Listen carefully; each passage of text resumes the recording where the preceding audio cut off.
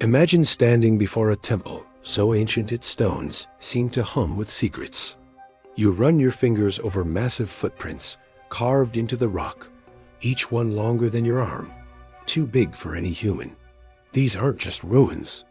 They're echoes of a world where giants might have walked, where myths feel real, and where the past begs to be heard. The Bible whispers of these beings, Nephilim, Rephaim, towering figures born of divine and human blood. From Syria to Israel to Lebanon, ancient sites like Ain Dara, Gath, Og's Bed, the Wheel of Giants, and Baalbek hold clues to their story. Join me on an emotional journey through time, where stones speak of faith, mystery, and a world we can barely imagine. Let's step into the shadows of giants. Ain Dara, footprints of the divine. Picture a hill in Syria, covered in olive trees, hiding a secret for 3,000 years. Around 1300 BC, the Saroids built the Ain Dara temple, a place of mud bricks and basalt, guarded by fierce stone lions and sphinx.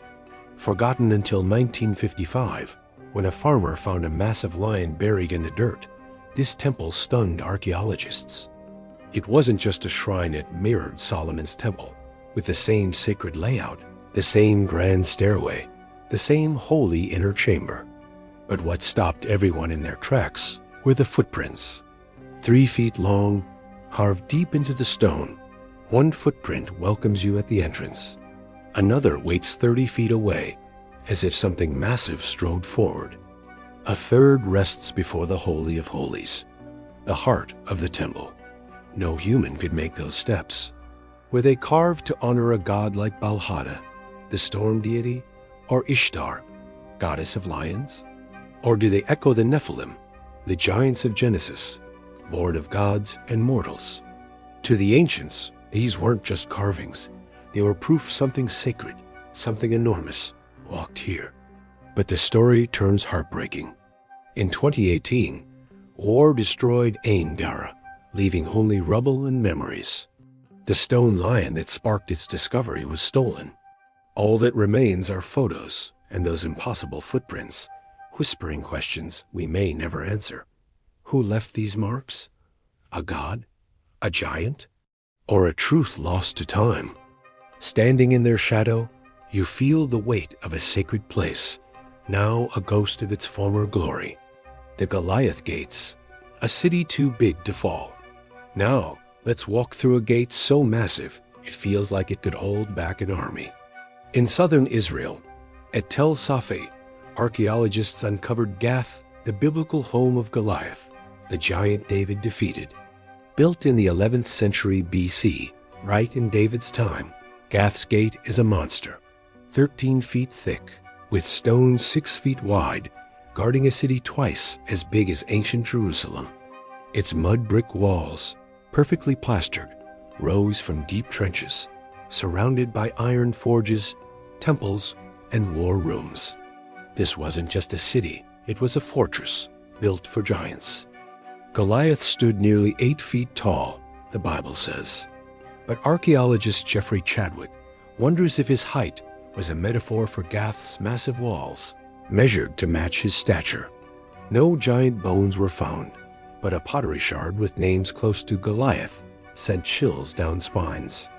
The Philistines, Gad's people, carried DNA from ancient Greece, their stonework echoing the Cyclopean walls of Mycenae, so huge the Greeks thought one-eyed giants built them.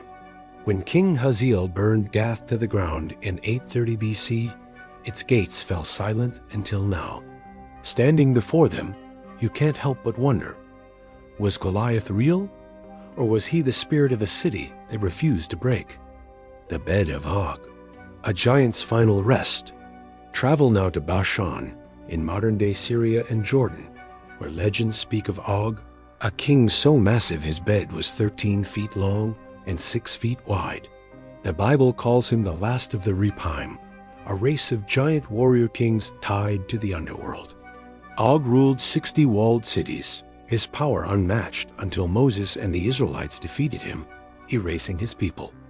All that remained was his bed, a slab of iron too big for any mortal. In 1918, near Amman, archaeologist Gustav Dahlmann found a dolmen tomb, a stone structure matching Og's bed, big enough for a 13-foot giant. Thousands of these tombs dot Bayshon, their capstones heavier than Stonehenge's, some over 50 tons. Who built them? Were they graves for a forgotten cult, honoring the dead with monuments? Or did the Repine themselves kings turn divine ancestors rest here? The stones stand silent, but their size screams of a world where giants ruled. Touching them, you feel the weight of a lost kingdom, its stories buried beneath the earth. The Wheel of Giants, a circle of secrets. High in the Golan Heights, a mystery sprawls across the plains. From the ground, it's just scattered basalt stones. But from the sky, it's a masterpiece, 5 perfect circles, 500 feet wide, built from 40,000 tons of rock. Called Gilgal Repine, the Wheel of Giants. It dates to 3000 BC or older, one of the Near East's oldest structures. Its walls rise 8 feet, a burial cairn at its center, like a heartbeat frozen in time. No homes, no tools, no clues, just stones, perfectly placed. Was it a place for sky burials, where vultures carried souls away? A marker for ancient solstices, or something stranger?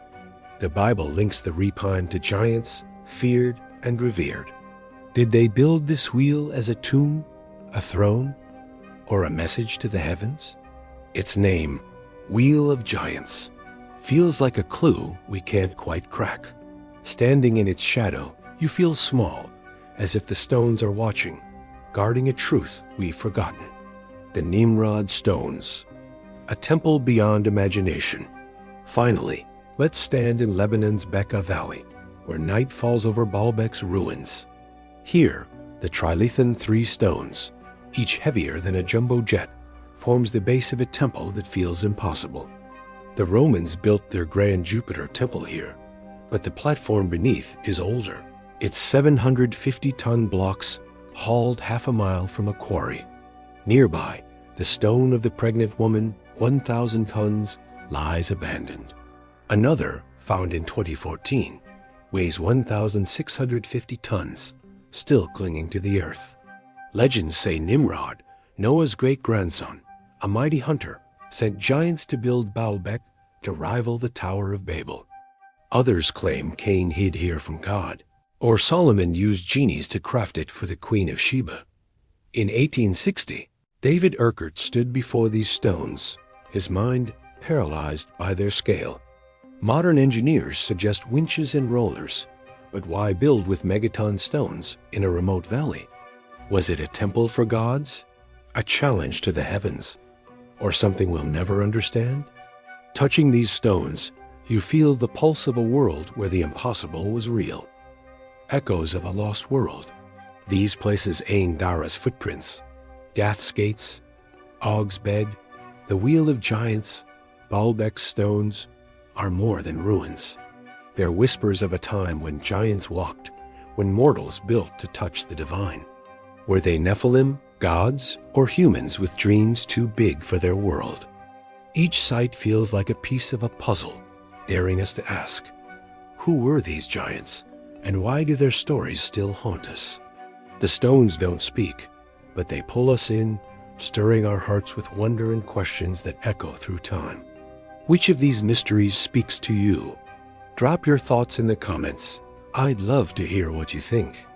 If this journey sparked your curiosity, hit subscribe and join us to uncover more secrets of the past. These ancient wonders remind us, when we chase the impossible, we leave footprints that last forever. Thanks for watching. Let's keep searching for the truth together.